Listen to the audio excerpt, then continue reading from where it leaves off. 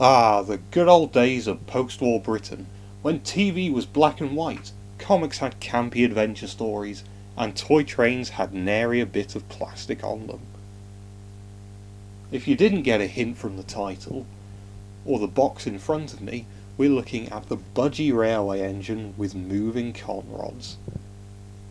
I've seen this toy in several flavours: licorice, apple, lime and strawberry versions. Well, I've seen pictures, not real ones. I've got the strawberry version. It would seem that this variant shows up the most often on eBay, so it's obviously the best. I'm not sure exactly when this model is from, but if I can hazard a guess, I'd say late 40s to early 50s, since it's got British Railways written on the tank side rather than like one of the crests or something. Same on the other side. It's quite obviously based on a Ginty. Makes sense considering how numerous they were. I think there were about 400 of them at one point. But my favourite thing about this model is the moving con rods as described on the box. Look at that. You don't get a lot of push-along toy trains with moving coupling rods. There's the Nakayoshi Thomas, which we'll get onto in a later video, the Thomas Engine Collection Series, or Bandai Tex, and then the old Merit Thomas toys of various sizes, but that's about it, to my knowledge. If anyone's aware of any other toy trains with moving coupling rods, be sure to tell me and I'll see if I can't track some down.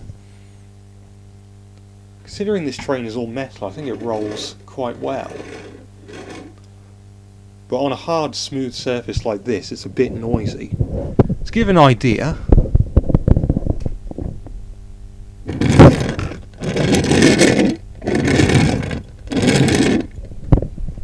and that's what it sounds like to me. To give an idea on the size of this toy, here's a Hornby Ginty. As you can see, it's quite similar in terms of scale. The Ginty is longer, but the Budgie train is slightly taller. The question is, are the two toys the same gauge? We'll have to find out in the test of compatibility. Here's a stretch of 00HO track.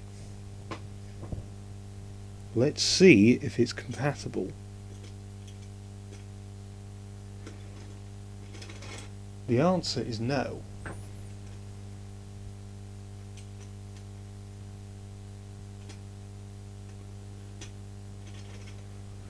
It's almost the right scale, but just slightly too narrow. But if you have one of the models released by Atlas Editions and have done what I've done and unscrewed the engine from its base, you'll realise that this Budgie train actually fits perfectly on this. In fact, it fits better on the track than the engine it came with. There you are. Just pretend that this Ginty is now a school's class and everything will be wonderful. Considering the engine is too narrow to fit on Hornby track, then there's no point covering wooden or Tomy track on the grounds that they're even wider. So it's time to skip straight to Take Along Mark II or Take and Play track.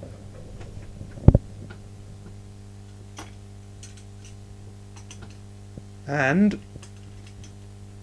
it fits. It's a bit of a stretch going around the curve, but the model has something that makes it possible. A flangeless middle set of wheels, which makes me wonder if this was based on the Triang model, which also would have had a flangeless middle set of wheels.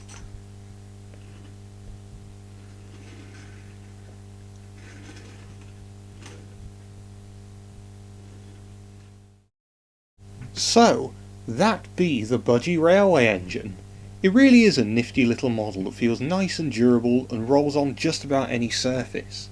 It's an interesting window to the past, back when toys were made entirely of metal, and back when toys based on British locomotives actually existed. Not counting Thomas characters, they're very much an extinct species. All in all, I'd recommend this toy to anyone who likes vintage toys or British steam engines. As for the price, well, my model was £8.15, buy it now including postage on eBay. This model is in pretty good condition and includes most of the box, but you may find a slightly more well-loved version without the box for cheaper at a market or a car boot sale or whatever. The different coloured variants tend to be a bit more expensive, so you're probably best off buying the red version if you're not bothered about having something rare. As long as you look hard enough, you can probably find a decent deal. Anyway, that's all we've got time for on this video, so if you've gotten this far, thanks for watching, and I'll see you later!